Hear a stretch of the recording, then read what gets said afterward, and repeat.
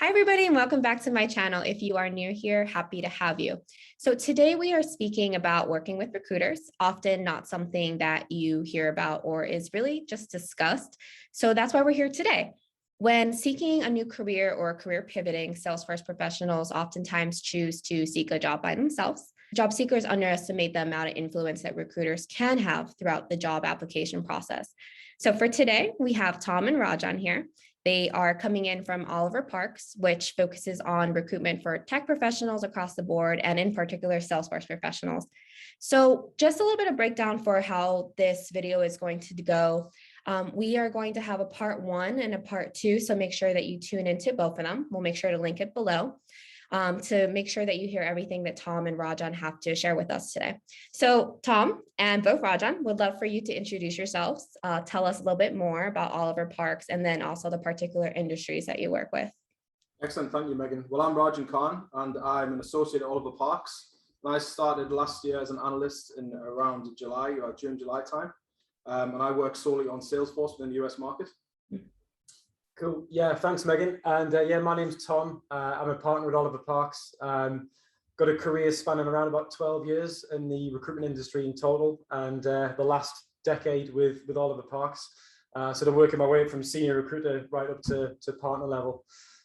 So a quick kind of introduction to Oliver Parks. We're basically a global technology recruitment company, but we focus in on very kind of niche areas within IT. We have 4 main areas that we cover in the US, those being ERP, CRM, e-commerce and cloud, and everything on the kind of Salesforce and e-commerce side kind of falls under my remit and responsibility. And Rajan's part of the kind of dedicated Salesforce team. Awesome. Yeah. Thank you so much for the introduction. And then for the audience that is watching today, I wanted to also share how I came into working with Oliver Parks and Rajan in particular. I was looking for a job about, I think 4 months ago, and Rajan and I connected via LinkedIn, and just the first day, he was very focused on my needs, which I think is sometimes hard to find with working with recruiters. He was very focused on giving me updates across the application process, whether that be daily or every other day, which I thought was really great. We became, I love working with you, and I express that, yeah. Loved having you, working with you, and just speaking to you. But you also helped me understand how to interview better, what to be prepared for, what to ask, and really how to stay on top of my job application process. And I think that's so important. So I would love to be able to ask both of you, when job seekers are looking for a new job within the Salesforce industry or even tech industry, as we have different viewers, what are some primary misconceptions that job seekers have about working with recruiters that you've experienced? Yeah, I think we've got a bad rep on the market, us recruiters. I think, the primary misconception, I think, is people think we're going to spam their resume everywhere to win you business. Now, historically, I think, some recruitment companies, may have worked like that in the past.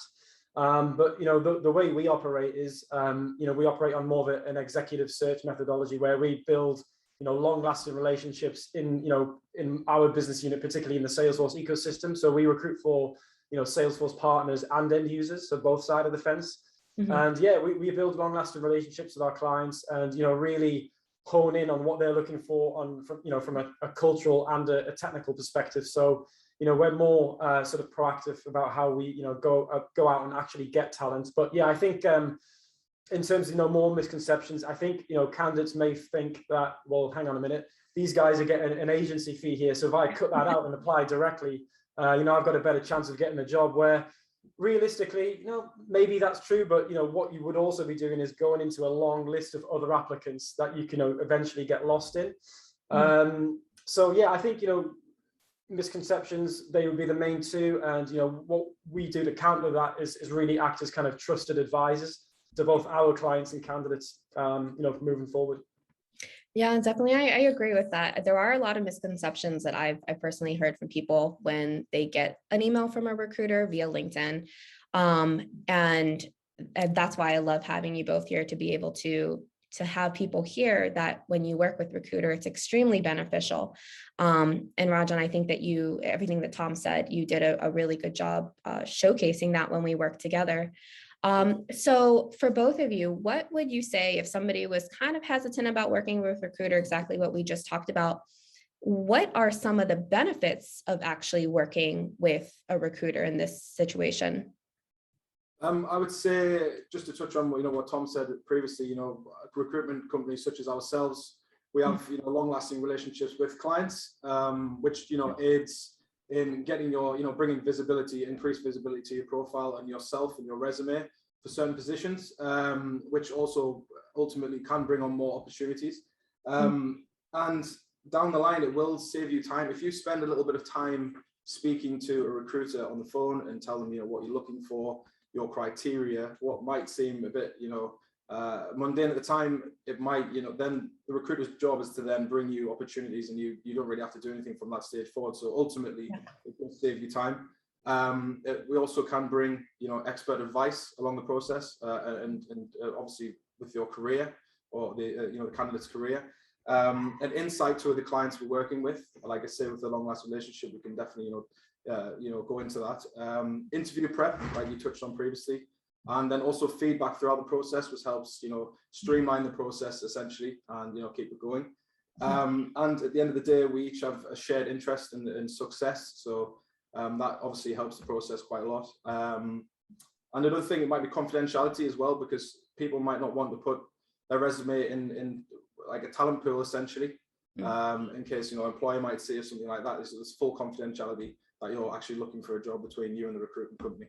Yeah, excellent. And I think another thing would be that there's so many small sort of nooks and crannies, areas of Salesforce, whether it be Marketing Cloud, Sales Cloud, Service Cloud, CPQ, Field Service Lightning, Health Cloud, the list goes on. So if you're a specialist in that area, if you're like a Marketing Cloud specialist or a Commerce Cloud specialist, and you outline that from the beginning, and that you want to hone in on your skill set in that area, then we know the movers and shakers in those particular areas. So there's, as thousands of Salesforce partners in the US, but very few who actually focus in on the Marketing Cloud, on the Commerce Cloud. So we will know where which companies to make an introduction to at any given time. And also another thing just to touch on in terms of where we can help is compensation negotiation. It's such a tricky area for some candidates. Some candidates feel really awkward about it. Some candidates don't even want to tell us what they're making. So rather than kind of going in and underselling yourself, or just going in and totally kind of blowing yourself out the water in the first interview, we're able to kind of step in as experts in that area and make sure we get the best possible deal for you. It's no secret as to how contingent recruitment works. We get an agency fee most of the time based on a percentage of your base salary. So it's in our best interest to get you as much as we can on the base salary from a commercial point of view for us. So yeah, I think that's another massive benefit of working with a specialist recruiter in the area. Yes, and I'm glad you actually mentioned that, because Rajan, when you and I were working together, I had a set salary in which I wanted to pursue, but working with you and you asking particular questions about my career, things that I had never thought about.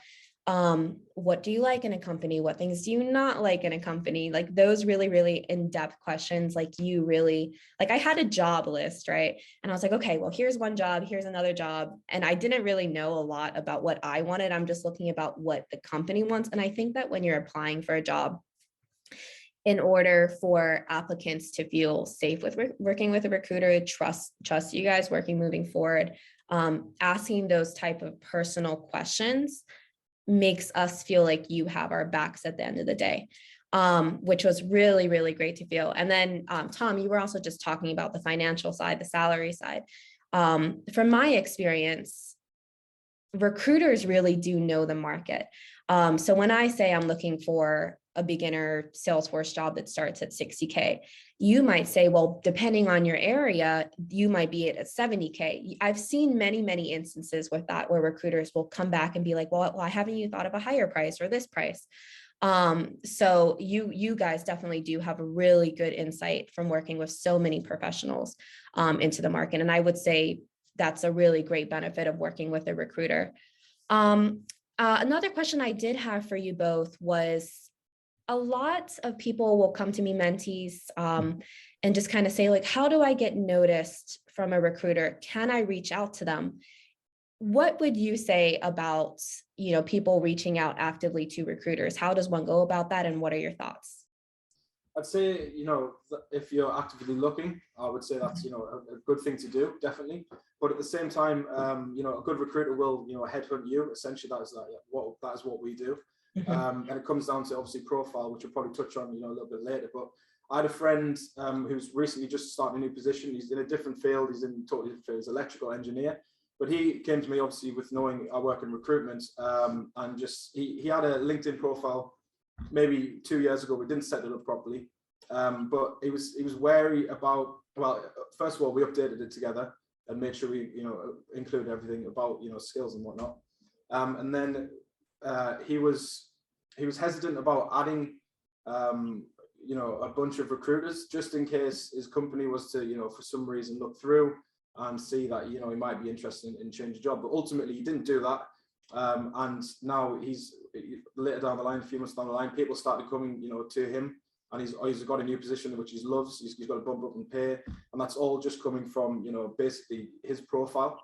They come to him. But to touch on look like actively looking, I'd say if you could just look for a recruiter's title. If you do see a recruiter on LinkedIn, if you see that title, and especially in IT and within niche, sectors of IT, just look out for that, because there are some, general IT recruiters that might not necessarily have the links and expertise that you might be, hoping for or looking for in general. But yeah. I'd say it's definitely a positive, actively looking yourself. Yeah, I think so. And just to touch on Rajan's point there, I think on both of ours, certainly everyone who works under my business unit, they all have a headline in LinkedIn saying, I'm a headhunter specializing in Salesforce, or specializing headhunting in Salesforce and e-commerce professionals, or Magento professionals, or Shopify professionals, just whatever market they specialize in. Make it crystal clear to people, because LinkedIn's a massive sort of maze of millions of people networking, and its main function is to help people find jobs at the end of the day. So make it I think advice for recruiters, make it crystal clear for people, and advice for people searching for recruiters. Even just type it to the search bar at the top, Salesforce Headhunter, and you should it should point you in the right direction. Yeah, that's great to say too. And I would say also for the audience watching, if you are reaching out to a recruiter, and both of you feel free to chime in, but I found it most beneficial during the job hunting process when reaching out to a recruiter is giving them a summary of an introduction. Don't add a recruiter just saying I'm looking for a job. Be specific. When you are more specific, it does help them at the end of the day. And if they are not able to help you, perhaps they have somebody in their network that can help you. So better, the more stuff that you can provide is more helpful on both parties at the end of the day. So the looking for work feature on LinkedIn, a lot of people don't know about it. They just are not aware of the benefits that can help with. On the question I have for you two is, how does activating the looking for work benefit the job seeker? Well, basically the open to work section, there's two sections. There's LinkedIn Recruiter, and on LinkedIn Recruiter, you can see if someone has selected to show that they're open for work, and it basically puts you in a smaller, more concentrated pool, talent pool, and that's usually a recruiter's first port of call when starting a new search for a new role or a new client. We usually check there first, but then I think you did that yourself, and it brought on an influx of emails and messages. It was almost overwhelming at one point. I remember. Yeah. It basically, there's that section, but there's also another section I was going to mention as well.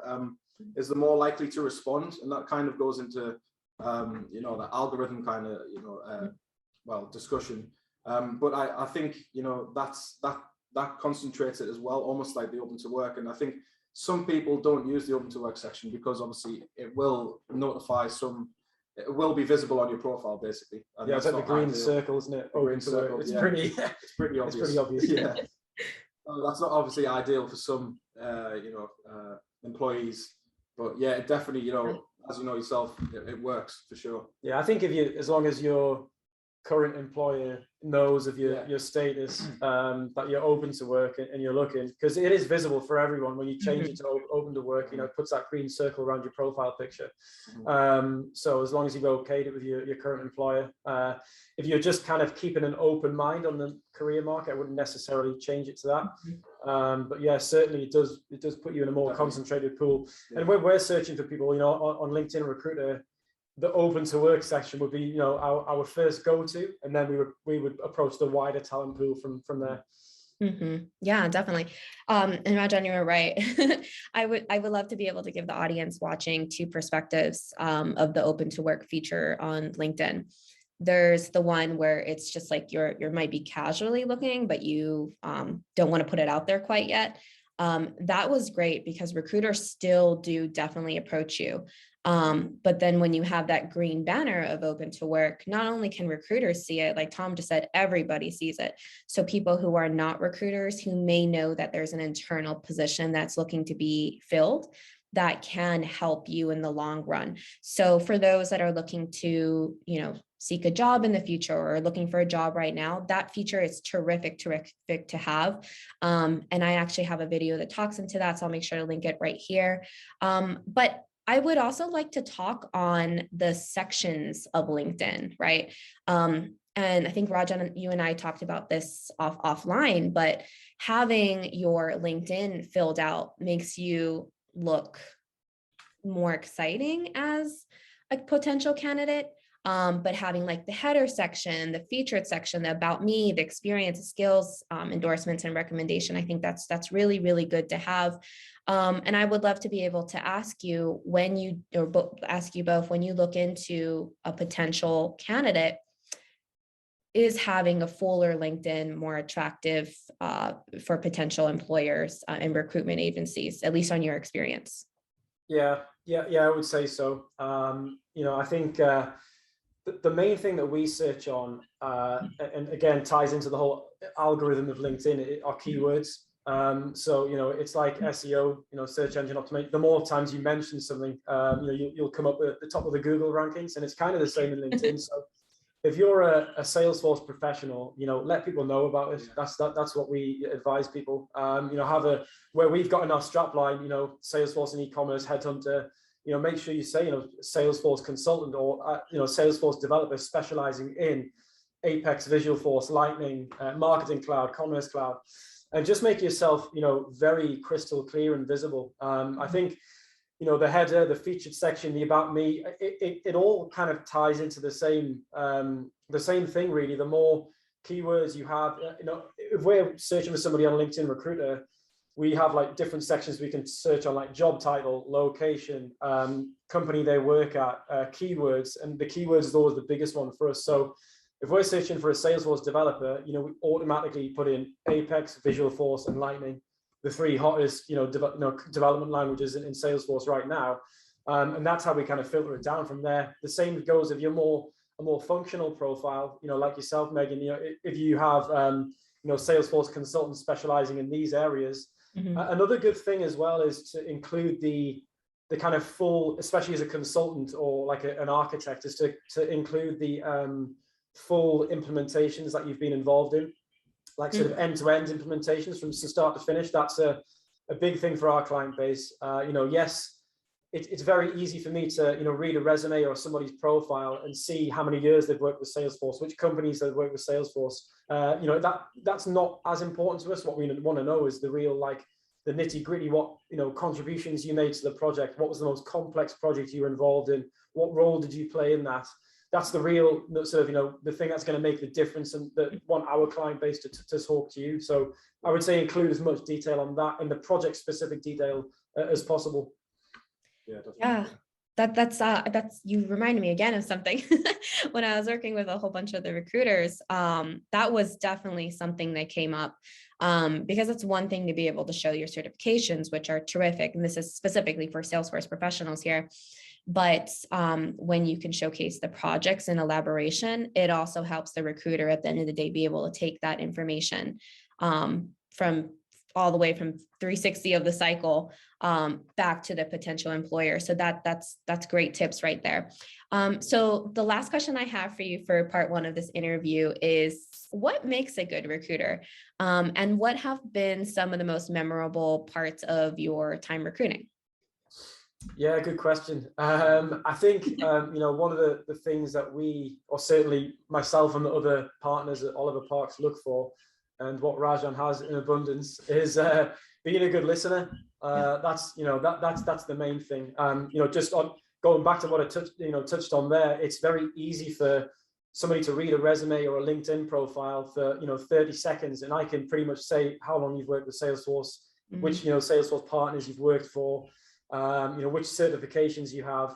That's all great information, but unless you have good listening skills and human empathy at the end of the day to really understand why someone's looking, to really understand what their pain points are, what could be better in your role, what does your ideal role look like, what do you want out of a company, the information there helps us close deals at the end of the day. The more information we can get from you rather than us giving you information, that's really what we're looking for in somebody, that ability to really listen carefully to what somebody wants. I think the old school recruitment companies used to have a reputation of the hard sell, and you'll take this job because it's the best thing you'll ever do in your life. This company can give you this, that, and the other. But if that's not relative to what you've told them in terms of why you're looking for any opportunity, then it's just a wasted call. So I think being a good listener is massive. For me personally, someone who's hungry and willing to learn. We don't as a company, we don't have many big egos in the company. We like people who are very coachable. Again, that ties back into being a good listener. And people who want to, who are career driven, hungry. You get a lot of no's in recruitment as well. So you've got to be resilient. You've got to have a bit of a tough skin. Yeah. You'll get more no's than yeses in terms of, the people that you're approaching, both be it candidates and clients on the new business side. So yeah, they would be the top kind of three things I would touch on. No, 100%. I agree. Yeah. In terms of memorable situations, I'd say this is probably your first deal dropped out. First deal, yeah, my first deal. Dropping out after you started there. And well, just I enjoy the social aspect of it as well. For instance, meeting you and in the position we are in now, and having that connection with people for that's long lasting essentially, and from opposite ends of the country or whatever, I like that about the job as well. That's awesome. And Rajan, I want to give you the compliment back. It's when you and I work together, and again, for everybody watching, if you are looking for a recruitment agency specifically for everything that was mentioned earlier, but especially for Salesforce, because I can talk off of that from experience, was that working with you, it did not feel like it was business. It felt more like I had somebody in the inside to trust, that you picked up the phone with, and I didn't mind hearing you and hearing what you had to say and the updates. It was just fun talking to you. And then Tom, you also came into, and just having you, Rajan, you mentioned Tom so many times, and I was like, who's Tom? Who's Tom? I want to meet him. So you both made it really exciting, and to know that you both worked together and it wasn't just one person, I think that made me trust you both, and just the Oliver Parks all in general.